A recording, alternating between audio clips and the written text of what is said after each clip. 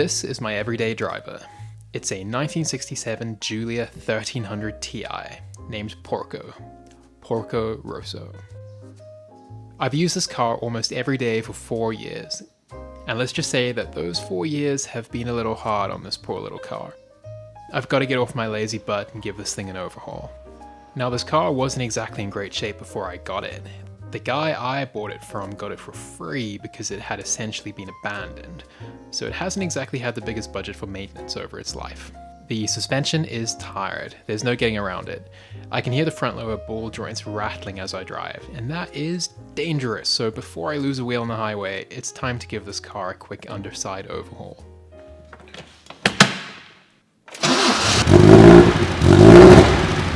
All 1300 Ti models came from the factory with an 8/41 or 5.125 to 1 ratio differential, which is very short. Dear Porco here has a 1750cc engine from a GTV. The original 1300 is long gone, and this short gear differential does not work for the bigger engine. I mean, it's a lot of fun on the twisty back roads, but on the highway and at cruising speed, it's a real pain. So along with the suspension rebuild, I have a 9/41 or a 4.55 to 1 ratio differential to replace the original unit. 4.55 is still pretty short, but it should give me about 15 kilometers per hour increase at about 4,000 RPM, which is the difference between sitting in the slow lane and not. Okay, so the underside of this car is looking pretty crappy and tired, but to be fair, the whole car is pretty crappy and tired. But it's my everyday car, so until my GTV project is done, this won't be getting a restoration, so it just needs a little love to get it through the year. I'm going to strip the suspension all around, so first up I need to drain the brake fluid out. I just let it sit like this for a while and let gravity do all the work. The trickiest part of this is removing the front springs. The standard spring compressors you could get at the hardware store don't work on Alfa 105s. The special Alfa factory tool is a treasure I've yet to come across, and undoing the bolts with the weight of the car on the suspension and hoping for the best is a death sentence. So this is how I do it. These are lengths of M10 high tensile steel threaded rod, and this is a tube with a 17mm socket welded to the end, and one on the other side to match. On the spring pan, I remove a bolt and replace it with the threaded rod, lock 2 nuts on top, and then add one on the underside and tighten it up. I do this with 2 of the 4 bolts. Then I can drop the anti-roll bar and remove the remaining 2 bolts. With an impact gun and the tube, I can undo the nuts on the threaded rods slowly and release the tension on the spring. This works with just a pair of spanners too, if you're looking for a really great shoulder workout and have plenty of time to kill. Then I repeat the process on the other side. And the springs are out, without special tools or decapitating myself. I'm not doing anything to the brakes apart from new pads and fluid, so I'm going to remove the whole suspension upright, hub and brake assembly as a unit, so it can be bolted straight back in later with minimal fuss. I'm determined not to let the project creep set in and keep this car off the road. Now it's time to look at the rear of the car. Here I'll start by disconnecting the prop shaft from the differential. You can see the yellow paint on the end of the pinion shaft. This is the factory markings for an 8/41 differential. The gearbox will also be stamped with this ratio. In the video description, I've linked a Google document that details gearbox, differential, and speedometer drive gear differences between all the 105 models. I'm going to remove the half shafts from the differential with the brakes fully intact, as my replacement diff doesn't have any, and I know these brakes and bearings are in good shape. Remember, I'm trying to keep it simple this time round. Plus, one of these diffs with the half shafts removed is a lot easier to handle on your own.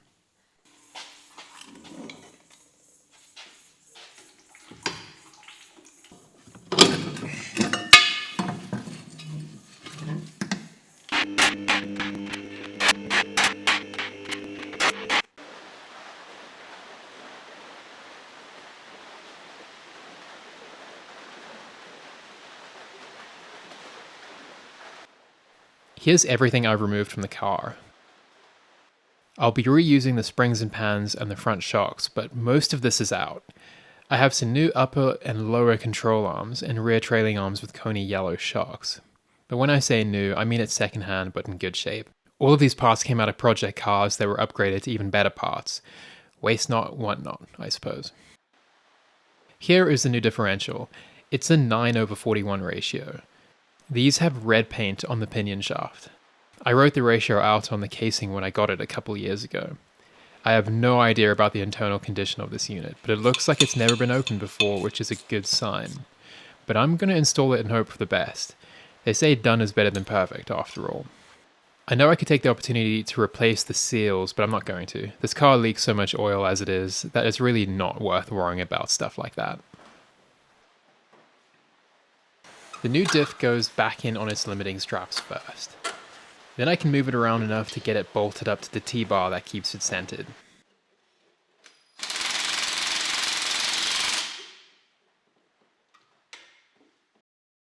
After that, the prop shaft goes back on. This keeps it level front to rear, and I can wrestle the new trailing arms, springs, and shock absorbers into place. Then those old half shafts with the complete brake setups can be slid back into place and bolted up. Easy.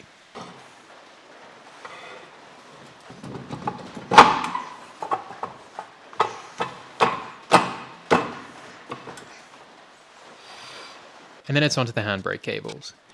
I tightened all of this up while I had the chance. I think it's original and it's quite badly stretched out. Back to that front suspension. As I've said, I have new, read second-hand but in good shape, lower control arms, upper control arms, and caster arms. I also have a set of steering rods with almost new ball joints. I'll be throwing these in too. They look awful because they came out of the Africa Crossing Sprint GT, so they have a winter's worth of road sole on them. But the ball joints are in much better shape than the ones that are in the TI now. So yeah, it's not like this car isn't ugly on the underside anyway.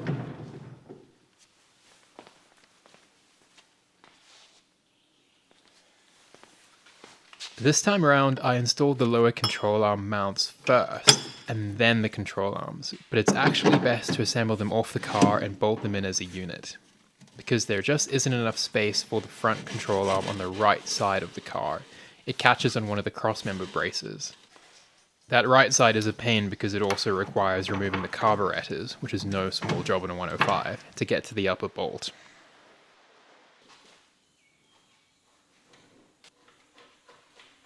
With the control arms and ball joints back in place, I can reinstall those hub brake assemblies again with ease.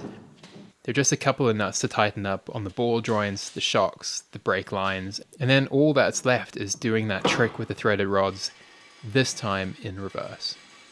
Oh, and if you're wondering why the bumper's off, somebody backed into this car in a car park recently and bent the bumper and fender, so I've taken some time to hit it with a big hammer in the hopes of bringing things closer to the original shape. Like I said before, done is better than perfect, and I'm not getting carried away with restoration quality work with this one. And with that, the suspension is all back together. It's not going to be perfect. I still have rusted out bump stops and springs that were shortened with an angle grinder, not by me, just for the record. But at least this car is safe again. And with the longer ratio diff, it should be much easier to drive in traffic. With this setup, the car should cruise at about 130 km per hour at 4,000 RPM, which is a step in the right direction. Now, all that's left is to give this thing a shakedown and see how it drives.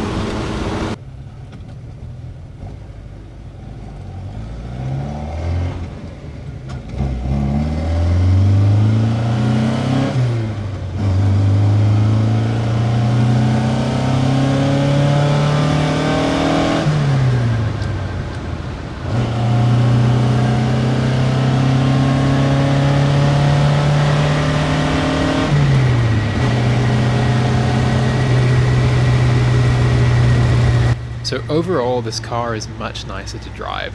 The handling is a lot more predictable and it's not deadly, so that's a good thing. The new diff is in good mechanical condition. I can't pick up even a hint of a whine or anything. It does, however, leak oil, but that's okay. I think the car as is something I can keep driving for the rest of the year, but it's not the end of my plans for this car. The engine in this car is rough as hell, and it leaks and burns oil at an astonishing rate, and the transmission is a little notchy, so something must be done. But for now, the daily driver is back on the road, and it's time to return to the GTV project. As always, thanks for watching, guys, and a special thank you to those amazing people who support me on Patreon. You guys make this happen. I'm off to do some dirt road drifting, so I'll see you guys in the next one.